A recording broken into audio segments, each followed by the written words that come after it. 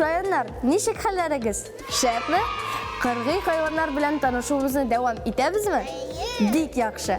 Бүген мин сезгә кар барсы турында сөйләрмен. Дусларым, сезнең кар барсы күргәнегез бармы? Юк. Юкмы ни? Ирбисме? Әйе. Бармы? Кар барсы шул ук ирбис инде ул. Кар барсы мәче сыман хайван.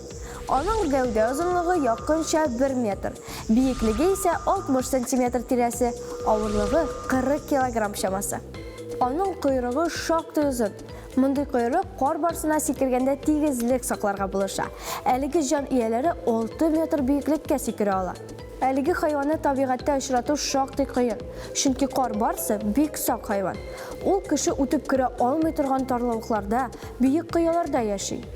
Кыйммәтле тиресе аркасында аны күпләп юк иткәннәр. Кыргый табигатьтә әлеге барсларның саны бик сирәк. Шуңа күрә аны кызыл китапка керткәннәр.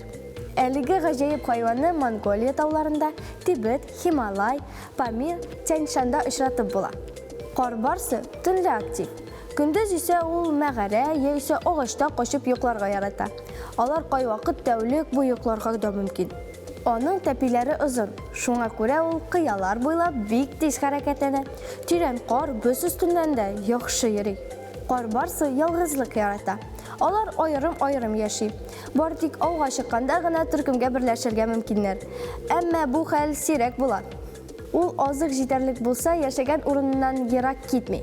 Әгәр азык аз булса, оясын калдырып, 10 километр читкә китәргә мөмкин. Әлеге җан иясенең тавышы песимер ауларына ошаган. Әмма ул каты кычкырмый. Нигә сөйләп торамсың?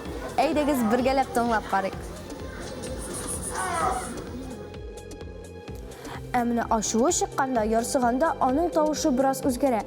Ул эт ырылдагандай тавыш чыгара. Кар барсы бик ыстаучы, сизгер һәм яхшы күрүе аркасында ул табышын хәтта караңгыда да тиз күреп ала. Корбанына еш кына сиздермичә килеп ташланырга ярата. Әлеге җан иясе гәүдәсендә кара таплар бар. Шуңа күрә аларны тану бик җиңел. Кар барсы башка мәче сыманнар кебек үк уйнарга ярата. Алар рәхәтләнеп карда уйныйлар, таудан шуалар. Аннары кояш нурларына коенып ял итәләр. Мәче сыманнар арасында кар барсы иң биек урыннарда көн итүче җан иясе. Елның җылы вакытында алар 5000 километр биеклектәге тауларда яшиләр. Оста аучы буларак танылган кар барсы турында шактый сөйләдем. Ә хәзер өйрәнгәннәрне истә калдырыйк. Кар барсы шүлдә яшәргә яратамы? Юк, әфәрин дуслар. Бәлки ул урманда көн итүче хайвандыр? Юк, бу җавап та дөрес түгел. Алайса ул тауларда, кыяларда яшиме? Әйе, нәкъ шулай. Кар барсы таулы урыннарда көн итә. Икенче сорауга күчик. Кар барсының янында буй-буй кара төстәге сырлары бармы? Юк, дөрес җавап бирдегез. Буй-буй кара сырлар юлбарыста бар. Бәлки кар барсының йоны ак тимгелләр белән каплангандыр? Әфәрин, яшь дусларым, монысын да белдегез. Әлеге йырткычның янында ак тимгелләр юк. Бәлки аның янында кара таплар бардыр? Әйе, булдырдыгыз.